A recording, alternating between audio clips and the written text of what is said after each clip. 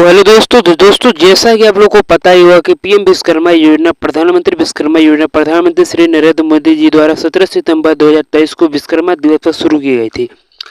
तो दोस्तों इस योजना की घोषणा प्रधानमंत्री श्री नरेंद्र मोदी ने 15 अगस्त 2023 को कर दी थी। लेकिन प्रधानमंत्री विश्वकर्मा योजना का उद्देश्य था पारंपरिक कारीगरों और शिल्पकारों को उनके उत्पादों और सेवाओं को बढ़ाने के लिए सहायता प्रदान करना। इस योजना के तहत कारीगर और शिल्पकारों को विश्वकर्मा के रूप में मान्यता दी जाएगी और उन्हें योजना के तहत सभी लाभ प्राप्त करने के लिए पात्र माना जाएगा। ठीक है, चलिए यहाँ पर आते हैं नीचे की ओर। साथ में यहाँ लिखा गया यहाँ पर उनके कौशलों को निखारने के लिए उपयुक्त शिक्षा प्रदान की व्यवस्था की जाएगी। उनकी क्षमता और उत्पादकता को बढ़ाने के लिए आधुनिक उपकरणों का इस्तेमाल कराना सिखाया जाएगा।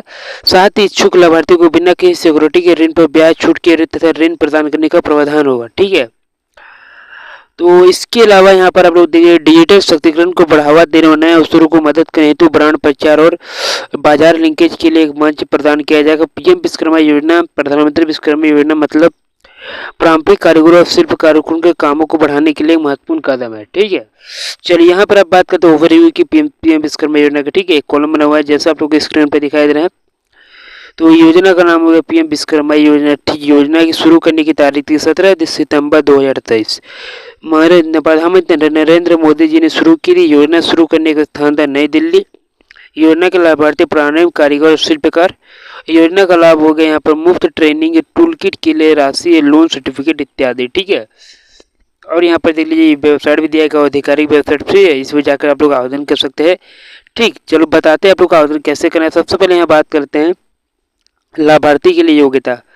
तो दोस्तों लाभार्थी के लिए योग्यता क्या रखी है, तो पीएम विश्वकर्मा योजना के अंतर्गत शुरुआत में 18 की तरह कारीगर शिल्पकारों को इस योजना के लिए चुना गया है।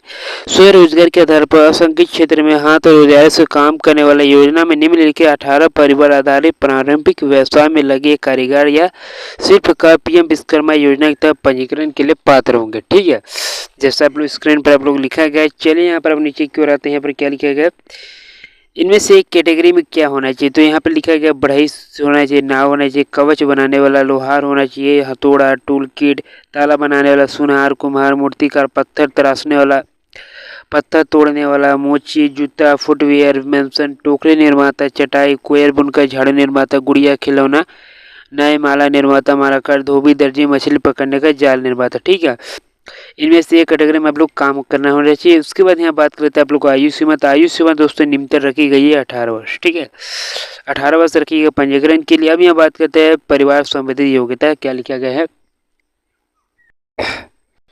तो यहाँ लिखा गया परिवार संबंधी योग्यता लाभार्थी को पंजीकरण की स्थिति पर संबंधित व्यापार में संलग्न होना चाहिए। स्वरोजगार व्यवसाय विकास के लिए केंद्र सरकार, राज्य सरकार के समान क्रेडिट आधारित योजनाओं के तहत ऋण नहीं लिया होना चाहिए। पिछले 5 वर्षों में पीएमईजीपी, पीएम स्वनिधि मुद्रा योजना के तहत कोई लाभ न लिया हो। प्रधानमंत्री विश्वकर्मा योजना के तहत पंजीकरण और लाभ परिवार के एक सदस्य को ही मिल सकता है। योजना के तहत लाभ प्राप्त के लिए परिवार में पति पत्नी का अभ्यास बच्चों को माना जाएगा। ठीक है, इसलिए एक परिवार को परिवार में से एक माना जाएगा। ठीक है, चलिए इसके नीचे की यहाँ बात करते हैं सरकारी नौकरी नहीं होना चाहिए। ठीक है दोस्तों, बार बार बोला सरकारी नौकरी नहीं होनी चाहिए। सरकारी सेवा में कार्यरत व्यक्ति को उनके परिवार की इस योजना का पात्र नहीं होना चाहिए। और फायदा के बारे में दोस्तों बात करते हैं। फायदा क्या लिखा गया है, मान्यता प्रधानमंत्री विश्वकर्मा योजना के अंतर्गत लाभार्थियों के प्रमाण पत्र आईडी कार्ड विश्वकर्मा के रूप में पहचान मिलेगी, जिससे लाभार्थी को नौकरी के लिए अपना प्रधानमंत्री विश्वकर्मा प्रमाण पत्र दिखाकर लाभ मिल सकता है। और कौशल ट्रेनिंग में क्या लिया गया, तो ट्रेनिंग प्रशिक्षण के बाद 5 से 7 दिन 40 घंटे तो बुनियादी परीक्षण दिया जाएगा। इच्छुक उम्मीदवार को 15 दिनों तो 120 घंटे उन्नत परीक्षण के लिए नामांकन कर सकते हैं। परीक्षण के दौरान 500 रुपये प्रतिदिन दिया जाएगा। टूल किट के लिए कितनी राशि मिलेगी दोस्तों, तो टूल किट के लिए आप लोग को 15,000 रुपये की राशि दी जाएगी, जो टूल किट खरीदने पर अपना काम शुरू कर सकते हैं।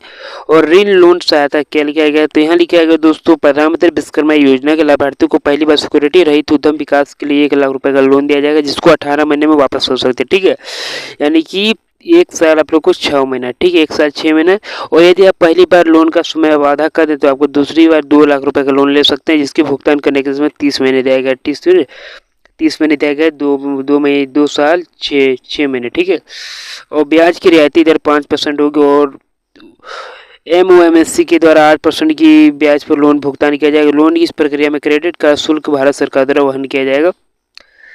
ठीक दोस्तों, अब यहाँ बात करते हैं आप लोग पंजीकरण कैसे करना है। मेन पॉइंट में आ चुके हैं। तो यहाँ लिखा है कि पंजीकरण के लिए आपको यहाँ पर सेटअप पालन करना होगा। ठीक है, सबसे पहले आपको क्या करना होगा, प्रज्ञा केंद्र चले जाना। ठीक है, CSC लोन कर लेना। उसके बाद आप लोग को सेटअप वन में दिया गया है मोबाइल व आधार वेरिफिकेशन। आप लोग को अपना मोबाइल वेरिफिकेशन आधार के वैसे करा लेना है। इसके बाद सेटअप 2 में लिखा है कारीगर पंजीकरण फॉर्म के लिए आवेदन कर सकते हैं।